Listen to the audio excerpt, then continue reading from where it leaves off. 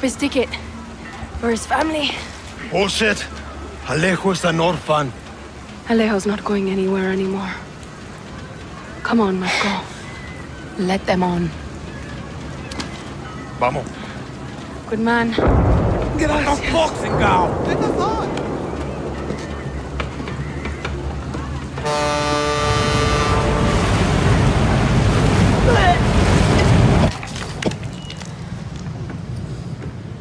Gracias. Don't worry about it, chamaco. Here. It's all I've got. This isn't right, Danny. We should be fighting, not running to the Yankees. Alejo gave you a fucking gift, Lira. We survive. Same as the orphanage, same as the academy. What's that? Please, no, this is a fishing boat. Dios mío, no!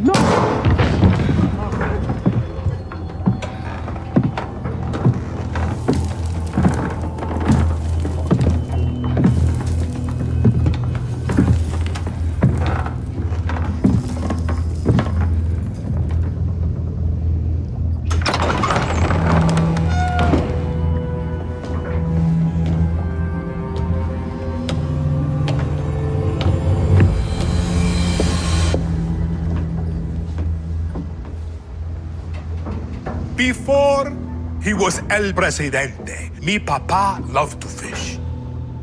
We would go out on a boat, just like this, and we would catch the fish and then release them. He would say, it's not always about your stomach, mijo. It's about the challenge. Except when he caught a big, fat, juicy marlin, he was too proud to let that fish go. Si Tirano! You have poisoned Yara! You have poisoned your sword!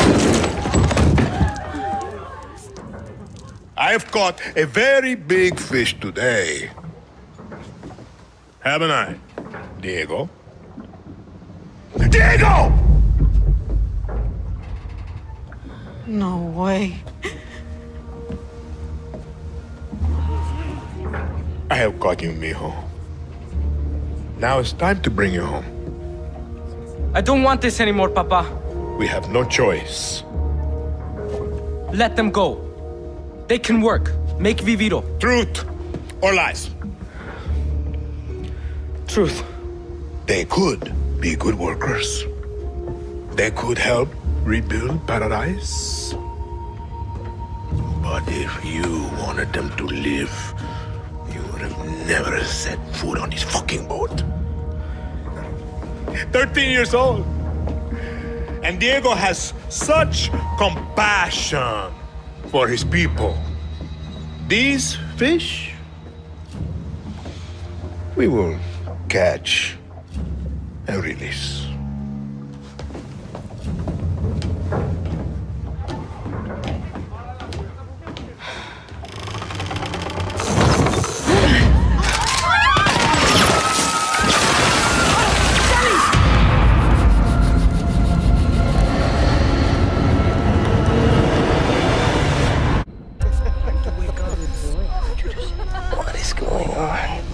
Who's watching? My, what a happy family. RJ, tell your mother and sister to... You are alive. That is all that matters. What the fuck? Peekaboo, motherfucker. Where the fuck am I? I too am a king who isn't afraid to slaughter to get what he wants. In my way! Is this a test? A dream? An opportunity? Then I will not waste it.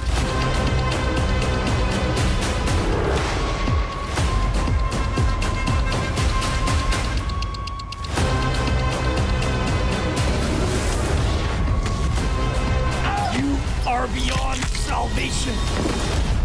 Did I ever tell you the definition of insanity?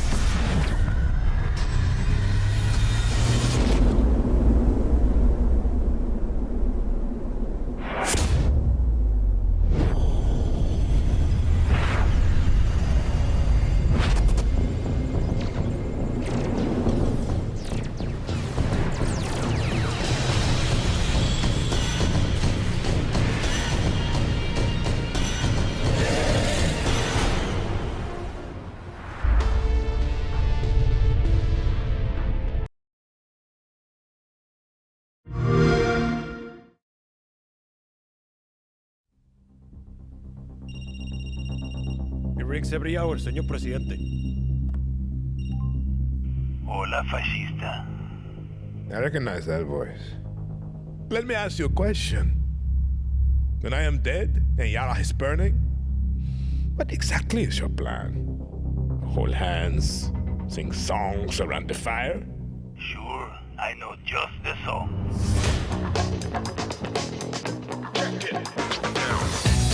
Time you learn about resolver, Danny. To take down Castillo, a guerrilla needs the right tool for the right job. Keep talking. It's a stealth operation. I got you covered.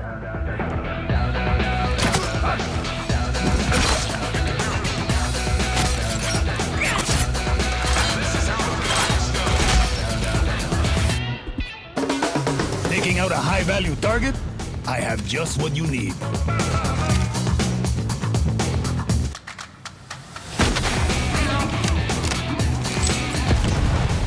You wanna blow shit up? Juan Cortez at your service.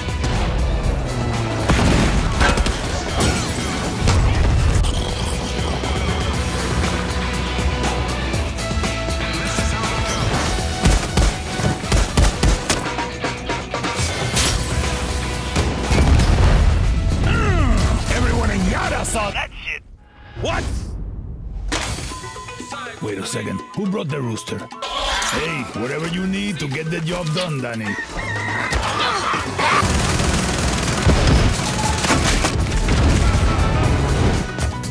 Next time I see you, I want to play with that crazy backpack deal.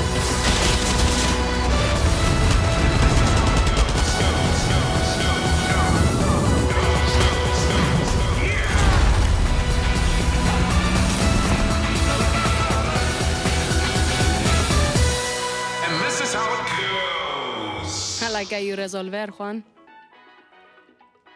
So do I. Play it on the all-new Xbox. Hey, what's up? I'm Brian Altano, and this fall, the Far Cry series returns with Far Cry 6, and I absolutely cannot wait to find out more about it. So luckily, here to tell me more about it is the game's narrative director, Navid Kavari, and lead game designer, David Grivel. Hey guys, what's up? Hey. Hello. Okay, so I'm tremendously excited for this game. I love Far Cry. This is, I'm hearing, the biggest Far Cry game yet. I've never really felt like the Far Cry games felt small or anything like that. So I guess what's the reasoning for making this bigger, and what kind of stuff can players expect with, you know, more playground to play around it? I think what we wanted to do from the outset, right from the beginning, is we were excited about the idea of doing a full country. And what that means.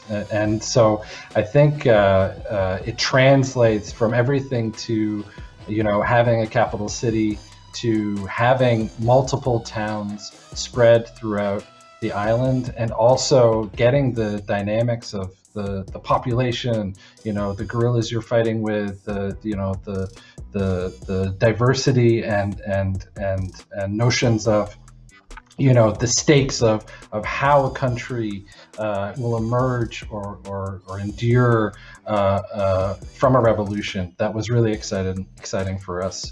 David, definitely jump in terms of what it means. Yeah, absolutely. I mean, for us, you know, having a big map to me doesn't mean much on its own, because if it is all empty at the end of the day, then that's not fun for anyone. So we spend a lot of time, as Navin mentioned as well, creating and making sure that the activities you have in the world and, you know, all the people you encounter, there is variety in it. So it's not just about shooting things, you know. You can see in the trailer, for example, we even have activities such as you can play dominoes, you know, in your camp. You can go fishing, you can go hunting if you want, or you can take care of business, you know, by fighting back Anton's army, right? So that was important to me. It's not just big; it's full of opportunities for the player.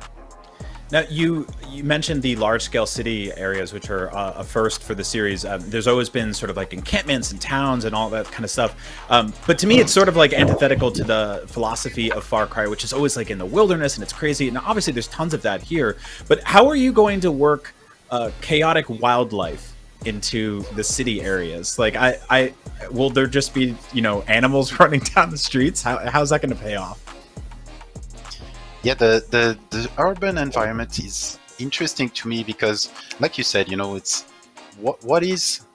how does Far Cry work in an urban environment? And so for us, that was full of opportunities for the AI, for example. How do they react to the player? You know, in such an area, you're not in the middle of a jungle this time. You know, you're in Esperanza. So what does that mean? That definitely was to me the unique side of city, and also who says urban environment also says verticality. So that was another dimension that for us was exciting to explore.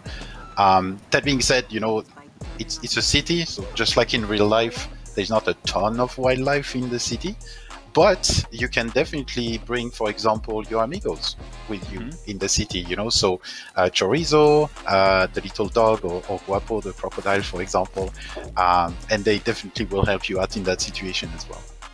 I think on top of that, it's the notion that it's the Anton's stronghold, right? So when you have a dictator like Anton, he needs his core seat of power. So you're going to encounter some of the game's most difficult enemies when you approach Esperanza, which will be a lot of fun.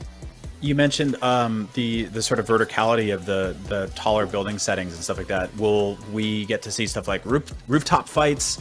Will you know, scale the sides of buildings like, you know, Batman did in the 1960s? So in the upcoming weeks, we'll show more, you know, about the urban environment. But I think Navid summarized it really well.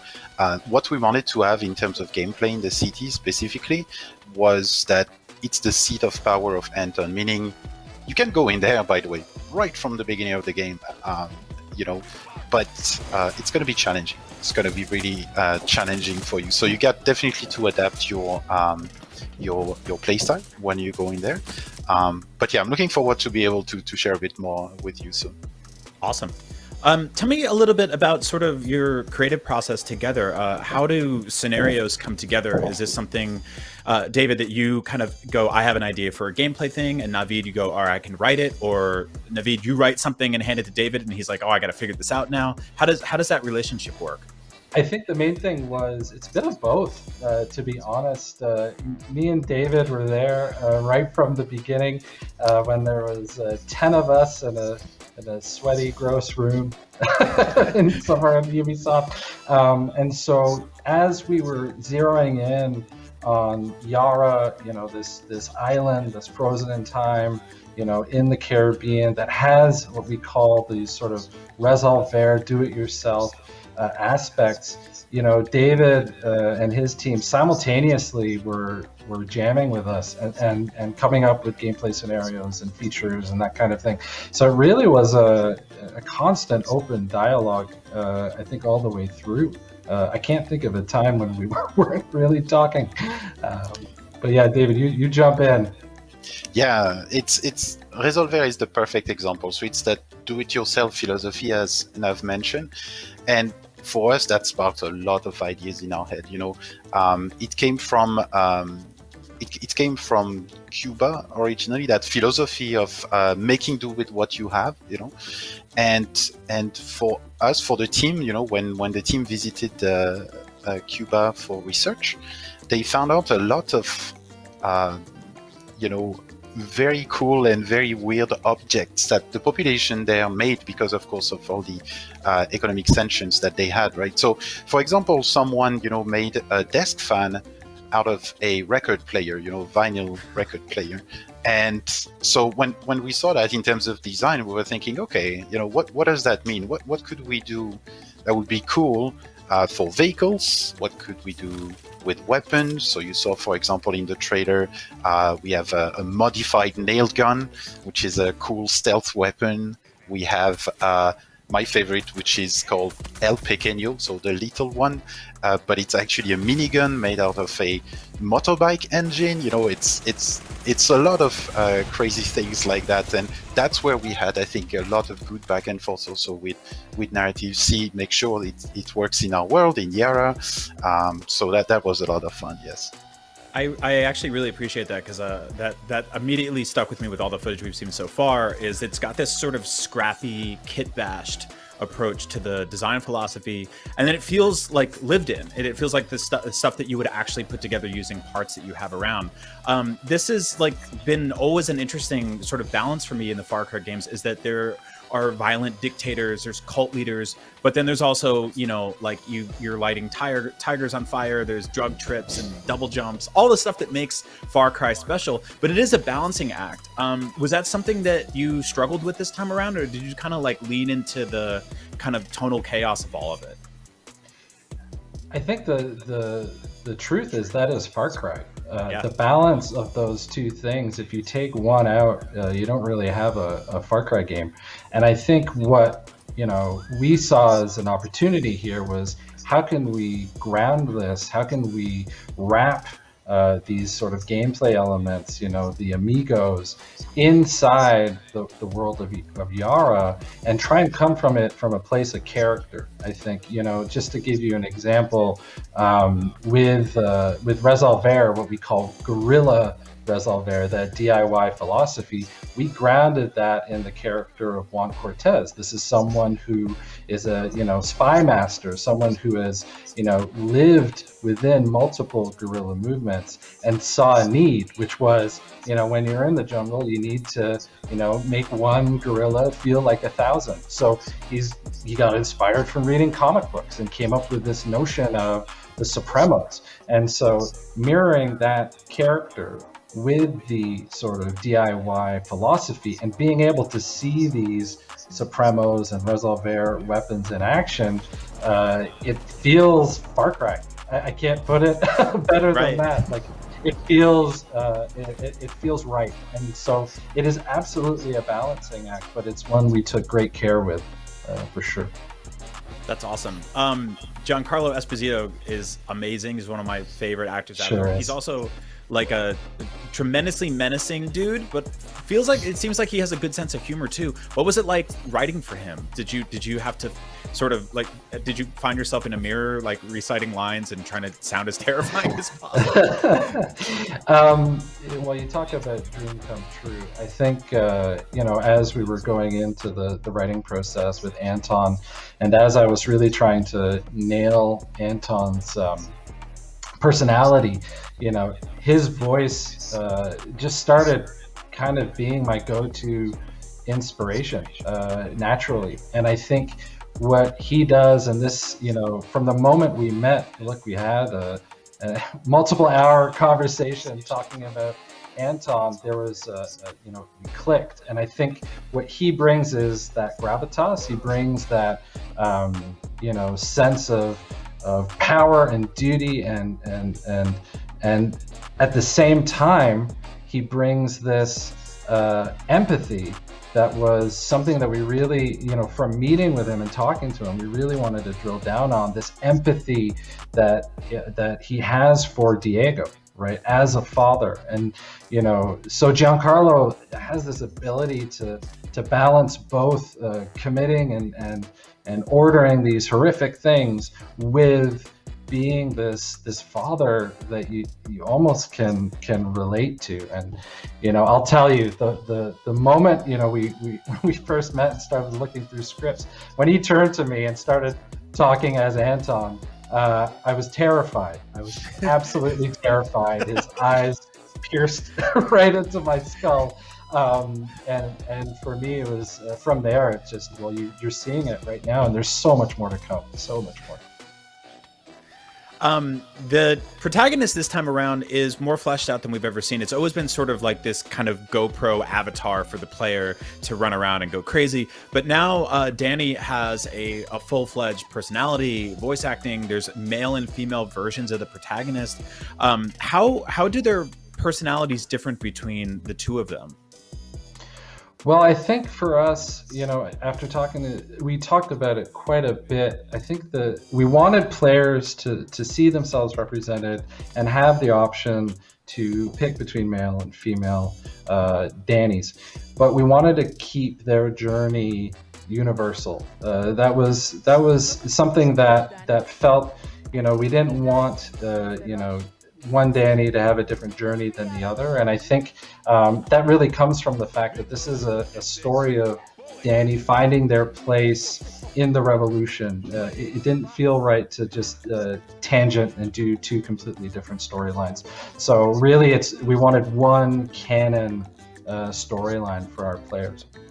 One of my favorite things about this franchise is the idea of every single time I think I have a solid plan for a scenario, and I bring in the right tools and weapons and everything like that, and I go stealthy, and then something happens, I trip a wire, a cage opens up, something bursts into flames, things go total crazy. I really, really love that sort of mix, that push and pull of like, this is what I'm bringing and this is what the environment is doing that I wasn't planning for. Can players expect a lot more of that kind of stuff? It's a very signature Far Cry here, but like, is that going to kind of keep ramping up for Far Cry 6? Oh, for sure, yeah.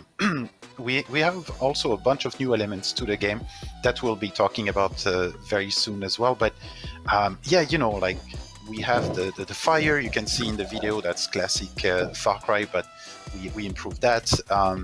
We made sure also, you know, that we support properly the different playstyles. Meaning, if you want to go in stealth and really get better at stealth, we do support that through the weapons, through the customization that you saw, and even through the gear also that you can wear, which is more to me like an extension of your playstyle, you know. So what we wanted really is to make sure that if you like to play a certain way, the game says yes, and you know, here is a way for you to make that playstyle even stronger, etc.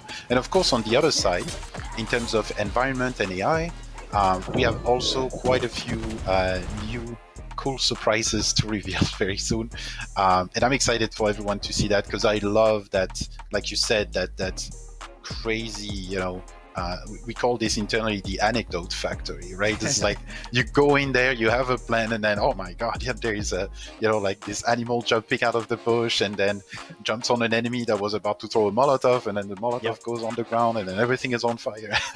It's so the best. yeah, exactly. That's Far Cry. That's Far Cry. So we embrace that for sure. Far Cry 6 is out on October 7th. I'm counting down the days. Thank you both so much for joining me today, and thank you all for watching. Good grok.